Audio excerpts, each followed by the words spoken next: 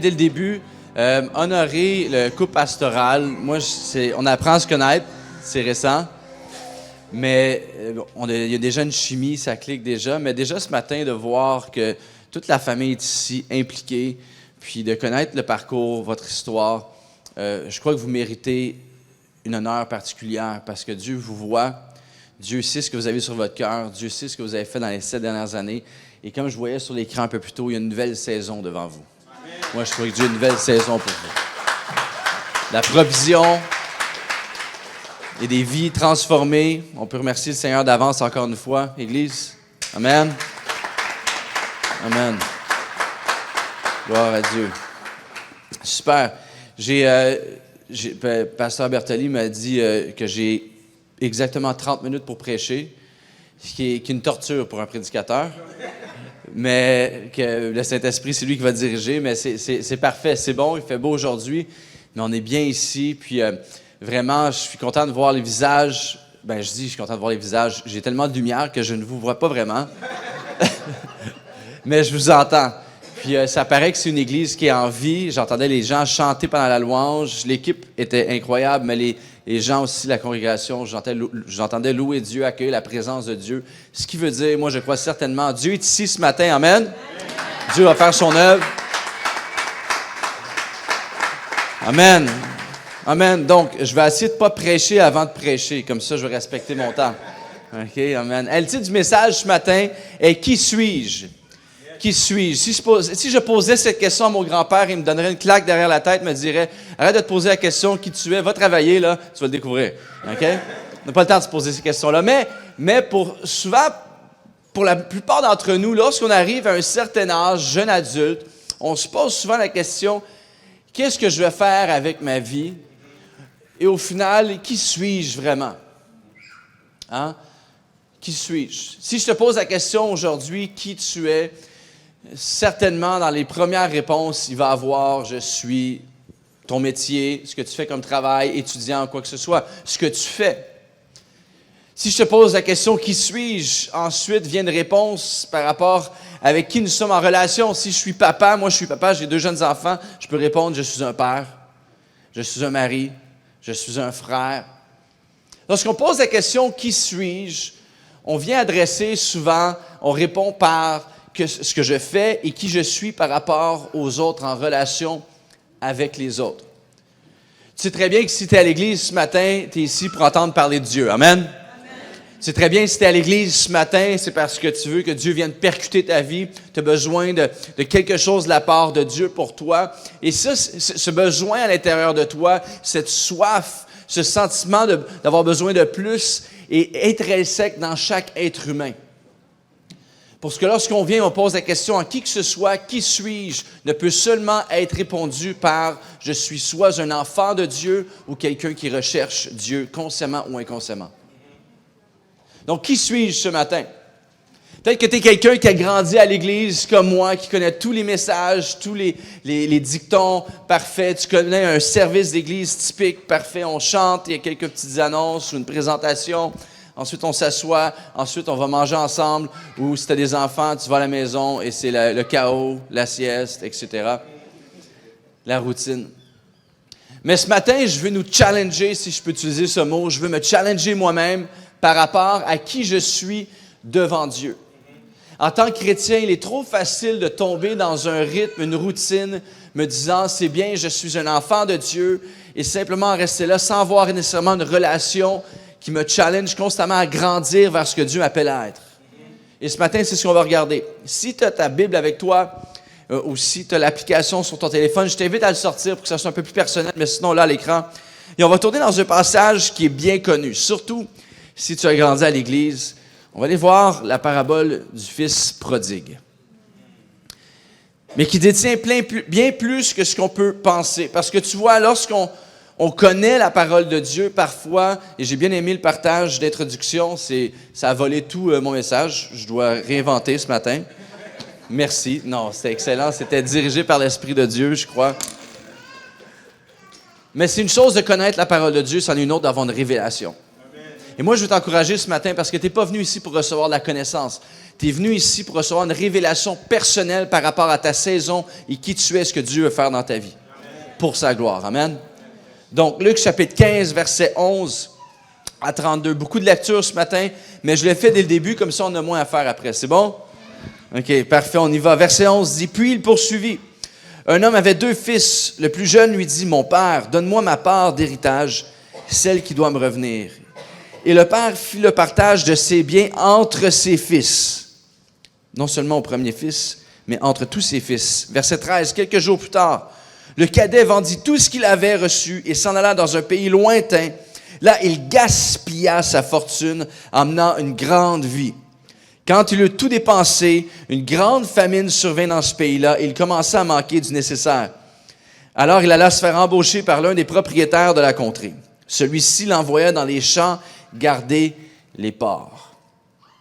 Le jeune homme aurait bien voulu apaiser sa faim avec les caroubes que mangeaient les bêtes, mais personne ne lui en donnait.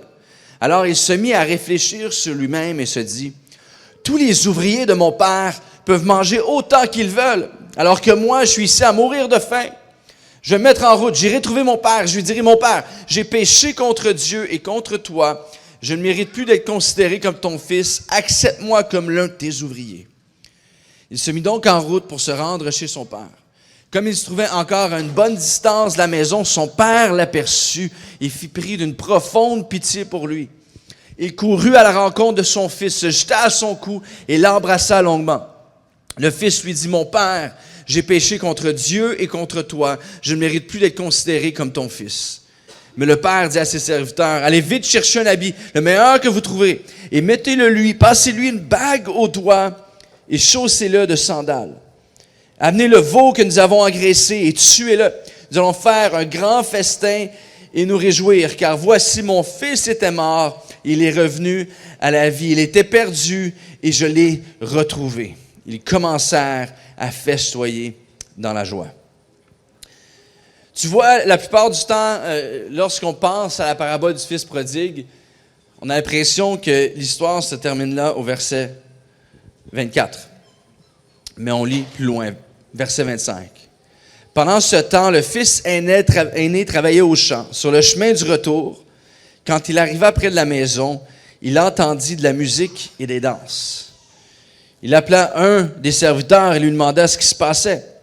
Le garçon lui répondit, « C'est ton frère qui est de retour. Ton père a tué le veau grand en son honneur parce qu'il l'a retrouvé sain et sauf. » Alors le fils aîné se mit en colère et refusa de franchir le seuil de la maison. Son père sortit, l'invita à entrer, mais lui répondit, « Cela fait tant et tant d'années que je suis à ton service. Jamais je n'ai désobéi à tes ordres et pas une seule fois tu m'as donné un chevreau pour festoyer avec mes amis. Mais quand celui-là revient, ton fils qui a mangé ta fortune avec des prostituées, pour lui tu tues le veau gras. Mon enfant, lui dit le père, tu es constamment avec moi et tous mes biens sont à toi. Mais il fallait bien faire une fête et nous réjouir, puisque ton frère que voici était mort et qu'il est revenu à la vie, puisqu'il était perdu et voici qu'il est retrouvé. » Prions ensemble. Seigneur Dieu, merci pour ces prochains instants que nous avons ensemble. Je prie que tu puisses révéler ce que tu veux révéler à nos cœurs. Et à chaque personne ici, personnellement, Seigneur Dieu, tu es grand, tu es digne de toute louange. Et par ce moment ici, Seigneur Père, je m'efface le plus, je laisse la place à ton esprit pour que ta parole puisse faire la transformation ce matin. On donne toute la gloire et l'Église dit Amen. Amen. Moi, j'ai un frère plus jeune et puis on est 2 frères dans la famille, 2 enfants, 2 frères dans la famille. Et surtout quand on était plus jeune, on se ressemblait beaucoup physiquement. Encore un peu aujourd'hui. J'ai peut-être quelques kilos de plus que lui, mais moi, je suis marié depuis plus longtemps. Hein. Ça vient avec le mariage, les kilos. Fait que j'ai une bonne excuse. Mais moi et mon frère, on se ressemble beaucoup physiquement. Mais lorsque tu apprends à nous connaître, on a des personnalités quand même assez différentes. Il y a des choses similaires, mais en général, les gens disent hey, « vous ressemblez tellement physiquement ». Mais lorsque ça vient aux personnalités, c'est tellement différent. Peut-être que tu me comprends. Peut-être que c'est comme ça, toi, dans ta famille.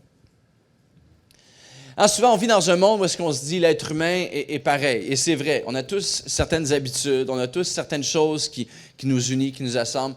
Mais au final, l'être humain, en tant qu'individu, est placé devant Dieu et dans ce monde personnellement, individuellement. On peut être ici ce matin à vivre notre foi collectivement, mais la foi qui compte vraiment, c'est ta foi individuelle. Ce qu'on fait ce matin, c'est une célébration de ce que Dieu a fait dans ta vie au courant de la semaine. Et on célèbre ensemble en tant que communauté. Mais moi, je vais te poser la question, alors qu'on posait la question, qui suis-je? Qu'est-ce que Dieu veut faire dans ta vie? Qu'est-ce que Dieu veut te dire pour toi, pour ta vie aujourd'hui? Et qu'est-ce que tu vas faire avec ça? La parabole qu'on vient de lire s'adresse à deux groupes, deux types de personnes. Dans la foule, il y a plusieurs personnes, mais Jésus est en train d'adresser deux groupes de personnes. Premièrement, des fraudeurs et des pécheurs, des gens sales, des gens qui ne vont pas à l'Église. Et ensuite, des enseignants de la loi. Wow, bien vus par la société. Deux groupes complètement différents, mais au même endroit, dans la même foule qui écoute le discours et la parabole de Jésus. En même temps, alors que Jésus raconte cette parabole, il est en train de démontrer à cette foule, alors qu'il est ultimement personnel avec ces gens-là, les deux façons que nous, en tant qu'êtres humains, on peut essayer de s'accomplir dans la vie. Et peut-être que tu vas te reconnaître là-dedans. Je ne veux pas nécessairement séparer l'être humain en deux catégories seulement, mais c'est un aspect de la vie que je veux démontrer. Premièrement, il y a des gens qui sont un peu plus dans le conformisme moral. Hein? Moi, si on compare moi et mon frère, moi j'étais le gars conforme moralement, j'étais discipliné, bonne apparence, je respectais les limites autour. Et il y a d'autres personnes, deuxième groupe de personnes, la découverte de soi, hein, l'esprit libre. Si une règle, c'est fait pour la dépasser. Hein, si une limite, c'est fait pour la dépasser. S'il y a une loi, c'est fait pour l'explorer, mais d'une certaine façon. Hein, le conformisme moral ou la découverte de soi. La personne disciplinée cartésienne ou la personne à l'esprit libre qui veut découvrir le monde.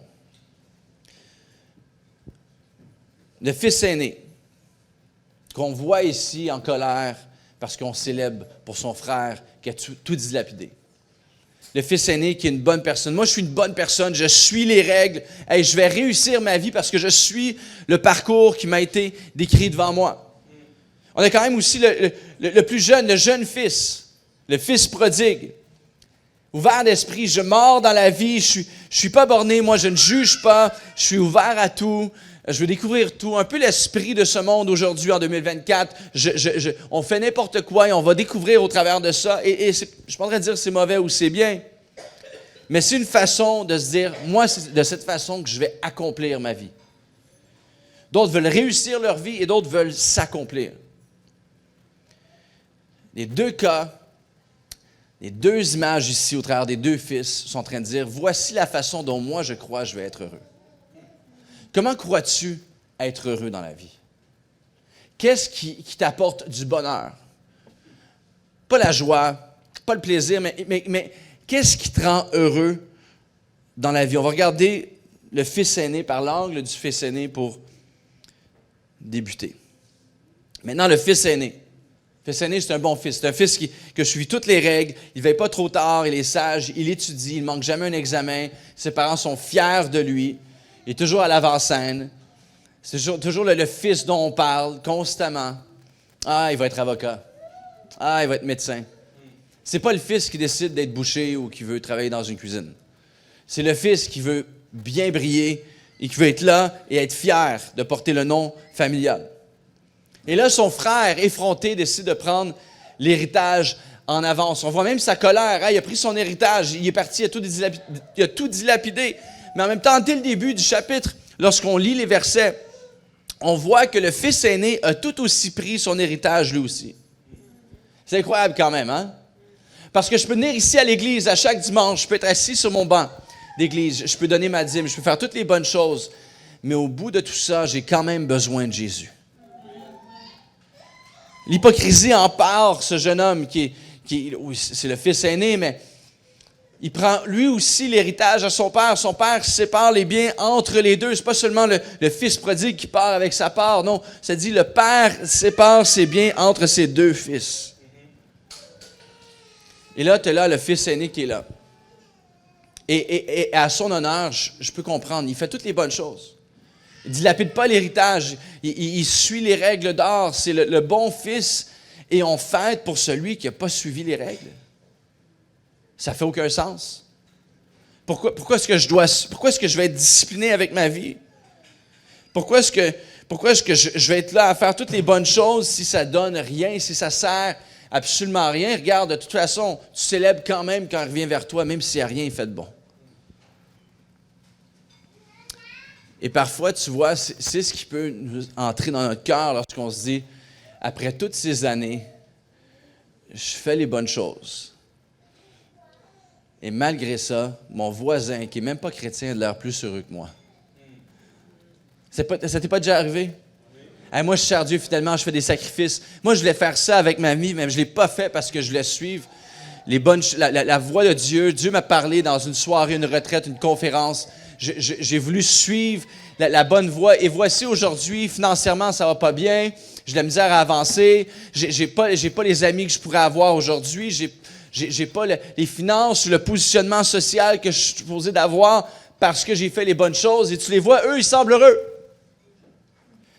Et là, soudainement, eux viennent s'asseoir à l'église.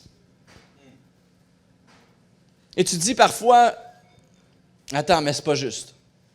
Lui peut venir, il a accès aux mêmes choses que moi, et moi je fais tout. Et eux, soudainement, sont heureux à l'église aussi, comme toi. Qu'est-ce que je fais avec ça? Tu vois, parfois, on oublie, après un long parcours de vie chrétienne, on est tellement habitué et bien dans la grâce, l'amour et la paix de Dieu. Amen, c'est bon. Mais je crois que parfois, on doit se rappeler d'où on vient. Parce que tu vois, souvent, c'est trop facile de devenir familier avec le fait que Dieu nous protège constamment. J'imagine constamment Dieu qui est là. Hein, des fois, on se dit, je suis en retard, je vais arriver en retard. Ah non, c'est pas... Mais finalement, si j'étais parti à l'heure, je m'aurais fait frapper par une voiture. C'est Dieu qui s'est arrangé pour que tu arrives en retard, pour que tu sois sain et sauf. Et on ne voit pas ce que Dieu fait dans nos vies. On finit par oublier toute cette joie, cette grâce, ce bonheur, les révélations qu'il y a pour nous parce qu'on est tellement familier avec qu'on oublie de célébrer ce que Dieu a fait et fait dans nos vies. Mais si seulement je commence à me rappeler où j'étais avant que Dieu vienne me chercher. Amen. Seulement je commence à me rappeler si j'étais sans Dieu en ce moment, où est-ce que je serais? Lorsque je pratique la gratitude, soudainement, le Saint-Esprit se présente et la puissance de Dieu se révèle. Que Dieu nous protège de devenir des esprits pharisiens, religieux, qui, au lieu de voir ce que Dieu veut faire dans nos vies, se met à juger les autres. Alors moi, j'ai grandi à l'Église et je suis devenu comme ça aussi. J'appelle ça des oui-mais, OK? Je sais qu'on est au Québec et il y a des familles oui-mais, là, mais je ne parle pas des oui-mais. Je parle des oui, mais. Tu sais, les gens, là, tu es à l'église, tu es tes amis, puis c'est peut-être toi ou peut-être que je connais quelqu'un comme ça. Puis là, t'as vu, ça fait 6 mois qu'il n'est pas venu à l'église, lui. On sait bien ce qu'il a fait, hein. Au lieu de, t'as vu, ça fait 6 mois qu'il n'est pas venu, bienvenue! Non, il était sûrement parti dans les clubs, là, puis. Il a sûrement une vie de péché. On dit pas, on sourit, bonjour frère. Mais en fait, on juge à fond dans notre cœur. Ou quelqu'un, c'est fou comment Dieu m'a parlé au travers de la prédication. 6,5 aujourd'hui sur 10. Hein? C'est un tel qui prêche. Je sais pas. Oui, mais la semaine dernière, c'était mieux. Tu vois ce que Dieu fait dans sa vie, c'est fou, il était avant. Regarde, oui, mais tu sais, là, c'est des up and down, c'est des saisons de savoir. Hein. Oui, mais tu vois, peu importe ce que le grand frère peut dire sur le petit frère, il célèbre quand même. Le grand frère est en colère. Pourquoi on fait une fête pour lui? Il est indigne, mais ça ne dit rien sur le frère qui arrête de célébrer. Là, lui, il continue à faire la fête. Il continue à danser. Et moi, je vais t'encourager ce matin parce que parfois, tu sais quoi, on est les pires critiques de nous-mêmes dans notre marche avec Dieu. On se dit, je viens à l'église. Non, je suis indigne de lever mes mains ce matin parce qu'en voiture, en chemin, pour trouver un parking, je me suis pris la tête avec ma femme. Ou les gens n'ont aucune idée de ce que j'ai fait au courant de la semaine. Je suis indigne de m'approcher de la présence de Dieu. Je vais simplement m'asseoir à l'arrière, au fond, je vais rester là, espérant d'avoir moins une parcelle de ce que Dieu veut me donner parce que je suis indigne. Tu sais quoi? Tu as le droit de célébrer ce matin et faire du bruit parce que la raison pour laquelle tu es ici, c'est pas toi, c'est Dieu. Amen. C'est seulement Jésus qui peut t'amener ici par la puissance de la croix. Seulement Jésus peut transformer ta vie et non ce que tu fais ou t'accomplis. Ce que tu fais de mal ou tu fais de pas bien n'est pas disposé pour définir qui tu es. C'est qui Dieu dit que tu es qui définit qui tu es. Je mène une bonne vie, mais je n'ai pas les résultats qui viennent avec. Dieu te voit. Je prie depuis des années pour une percée dans mon mariage ou pour trouver quelqu'un pour me marier. Je prie depuis des années pour une percée dans mes finances. Je suis à bout. Je prie depuis des années pour une percée, pour une direction pour ma vie, le plan pour ma vie. Dieu te voit, Dieu t'entend. Dieu te voit, Dieu t'entend. De la même façon dont le Fils était en colère parce qu'on célèbre pour son frère et non lui qui a fait tout bien, mais qui finalement, c'est quoi? C'est lui qui récolte tout. Le Père vient quand même vers le Fils aîné. On pense souvent que le Père court seulement vers le Fils prodigue, mais le Père sort de l'affaire pour aller vers le Fils aîné, dire, tu as tout à disposition, tout ce que j'ai, je suis, c'est à toi aussi. Donc, peu importe qui tu es ce matin, le Père court vers toi. Le jeune fils. Maintenant, le jeune fils, peut-être que ça, c'est peut-être un peu plus toi, OK? Tu es ici ce matin par la grâce de Dieu. Hier soir, on ne dira pas où tu étais. Mais tu es ici ce matin. Maintenant, le jeune fils manquait de rien. Il avait tout à disposition. Donc, pourquoi est-ce qu'il veut quitter son père? On peut penser que le jeune fils voulait quitter avec l'héritage, sa part d'héritage d'avance avant que son père meure, simplement pour aller faire la fête, pour vivre la grande vie. Mais c'est bien plus que ça. Ce que le jeune fils fait ici, c'est qu'il déclare qu'il veut le contrôle de sa propre vie. C'est pas simplement superficiel avec tout ce que je peux m'acheter, avec ce que mon père peut me donner. Non, non. Je veux contrôler ma propre vie. Je veux faire ce que je veux quand je veux. Je veux dire ce que je veux quand je veux le dire. Je veux construire ma propre tour. Je veux construire ma propre vie. Même si je sais que mon père est bon, même si je sais que mon père est bien, je veux avoir le contrôle sur ma propre vie. Moi, je sais ce qui est bon pour moi. Et en résultat, il perd le contrôle. Parce que sa plus grande richesse n'était pas associée avec ce que son père avait, mais avec qui son père était. Aussitôt qu'il s'est distancé de son père, il a tranquillement commencé à perdre sa crédibilité, tranquillement commencé à perdre son influence, son intégrité, sa dignité, sa fierté et son identité. Tout ce qui était reposait sur le Père. Il a perdu tout ça. Je peux tout perdre dans la vie, mais c'est une chose que je sais. Je ne veux pas et je ne perdrai jamais mon identité en lui. Donc pourquoi est-ce que je voudrais m'en séparer de lui? Pourquoi est-ce que je voudrais me séparer de Dieu? Si je suis un enfant de Dieu, je peux me distancer, mais pourquoi est-ce que je voudrais vivre dans une vie où est-ce que je pense pouvoir avoir le contrôle? Ceux qui ont assez d'expérience dans la vie, vous le savez, tu le sais, que si ce n'est pas de Dieu, la vie est une chose qu'on ne peut contrôler. Versets 14 à 16 dit, « Quand il eut tout dépensé, une grande famine survint dans ce pays-là. Il commença à manquer du nécessaire. Alors il alla se faire embaucher par l'un des propriétaires de la contrée.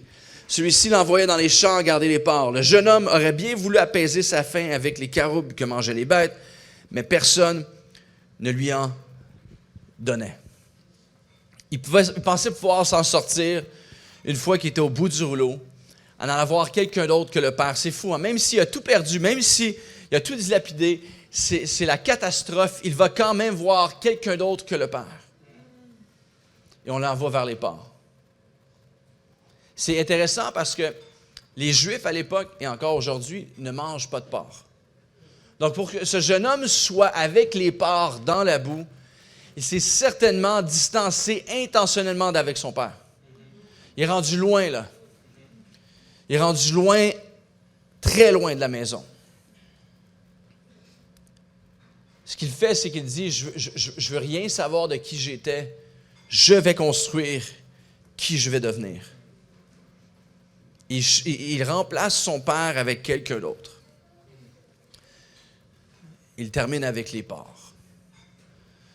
Petit conseil dans la vie, tu vois, souvent, dépendamment de ta personnalité, moi je suis comme ça, je suis un peu plus comme dans certains aspects de ma vie, comme le fils prodigue. Hein? Souvent, ma femme me dit, toi, chérie, toi, tu tires et après tu vises. Tu sais? C'est un beau compliment. Hein? Esprit ouvert ce matin, on est en famille. Mais tu vois, parfois, parce qu'on est trop impatient dans la vie avec ce qu'on veut ou qui on veut, on échange notre valeur pour la porcherie. Et je dis aux jeunes filles ce matin, Je comprends, c'est difficile de trouver un homme chrétien au Québec en 2024. Mais change pas ta valeur pour un porc. Tu vaux plus que ça.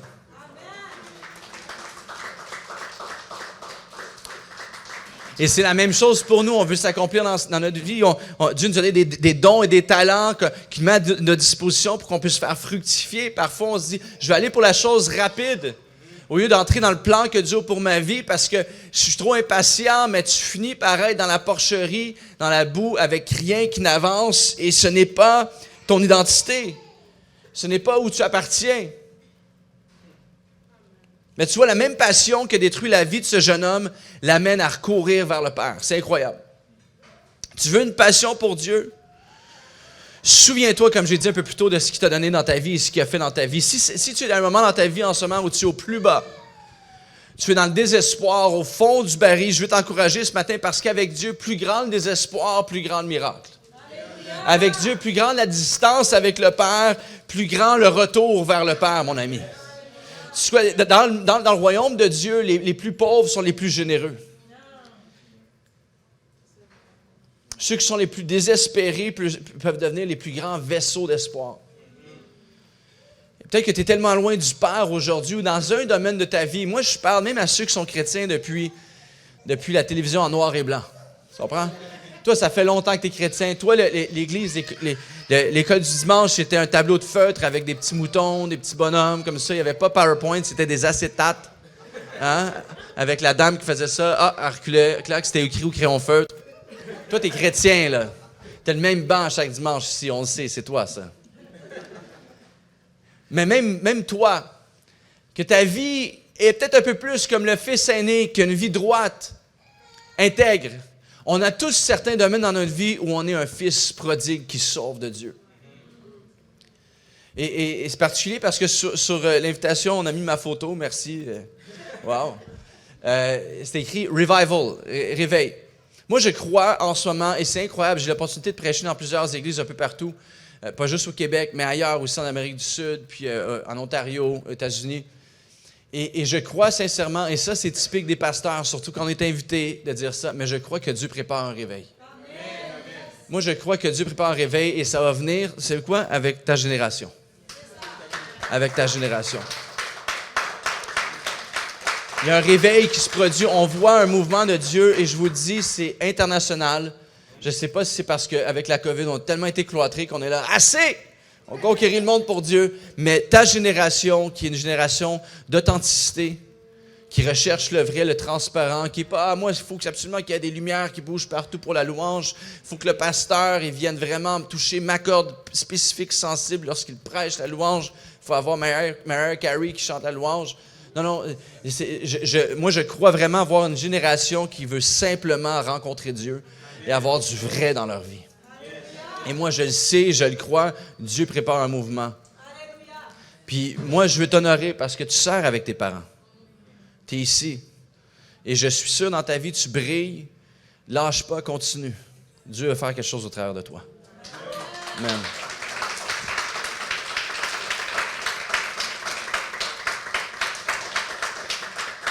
Je ne sais pas, tu te vois où dans ta vie aujourd'hui. Je ne sais pas qui tu es.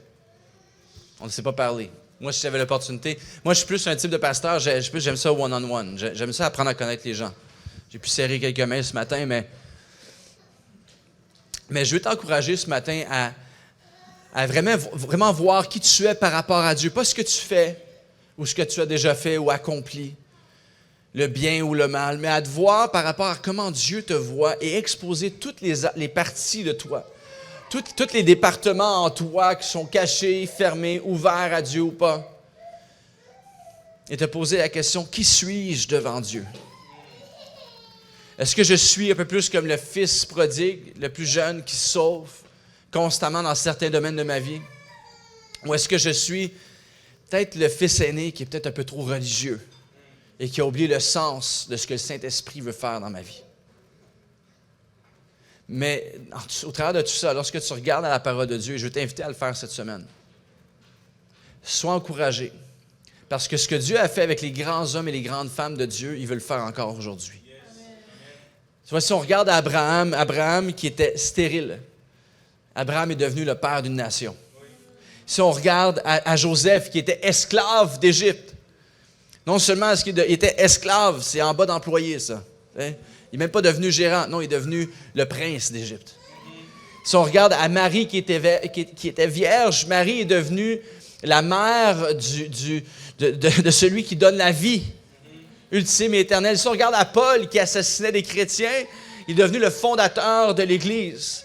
Et peu importe quel âge que tu as, peu importe où tu es rendu dans la vie, laisse-moi dire une chose, Dieu a un rendez-vous avec toi. Dieu a un rendez-vous avec toi cette semaine. Je t'en supplie, je te challenge à te dire, qui suis-je devant Dieu et qu'est-ce que Dieu veut faire avec ma vie?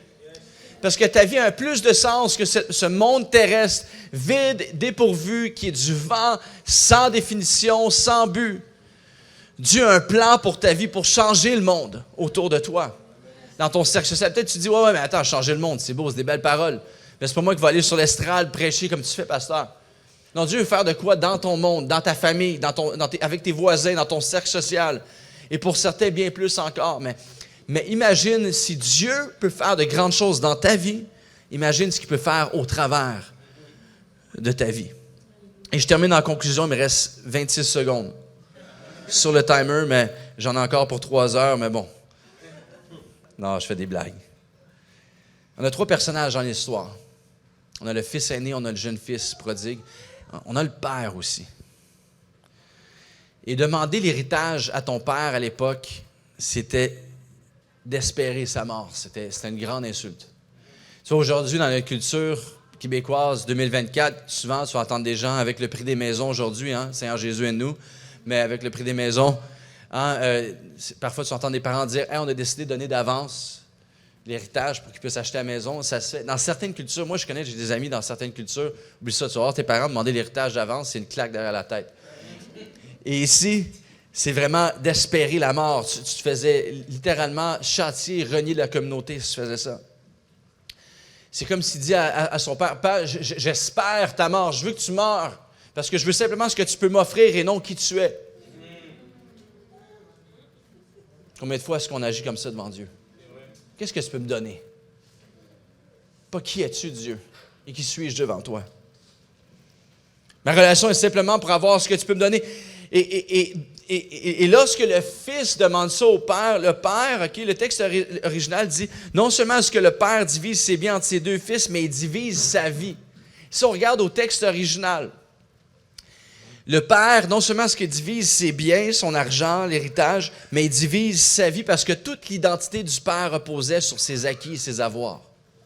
Et le père ici divise sa vie pour ses 2 fils. Il est en train de demander au père d'essentiellement mettre sa vie en morceaux pour lui. De la même façon dont Jésus est allé sur la croix diviser sa vie, sacrifier sa vie pour que nous puissions avoir la vie. Le père le fait. Le fils part, dépense tout, part parmi les cochons et se dit, regarde, je réalise ma folie, je vais revenir vers mon père. Je peux l'imaginer, il marche sur le chemin pour aller vers la maison. Il voit la maison au bout. Puis il prépare son speech. Non, ça ne va pas fonctionner. J'ai été indigne. Et pendant qu'il s'en vient, le père le voit au loin et il se met à courir vers le fils. Maintenant, peut-être que certains d'entre vous, votre père fait du jogging depuis longtemps, mais moi, j'imagine mon père courir, c'est vraiment une comédie. C'est humoristique, c'est très drôle. Je l'ai vu peut-être une fois, puis on en a ri encore avec mon frère, parce qu'on a vu mon père courir une fois. Une fois. Mais là, à l'époque, on voit le père qui est un homme avec la prestance, un homme qui porte une robe avec des bijoux et qui a des serviteurs, des esclaves qui font tout pour lui. Il veut un verre d'eau, il ne se lève même pas pour marcher pour prendre un verre d'eau. Et là, il voit son fils et plus que tout ce qu'il fait habituellement dans sa vie, prend sa robe et se met à courir vers le fils sur le chemin, où tout le monde le voit.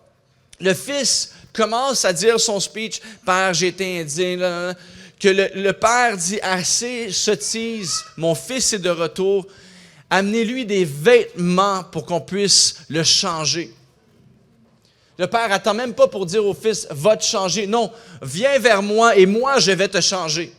Tu vois, souvent, on se dit, « Je dois changer pour m'approcher de Dieu.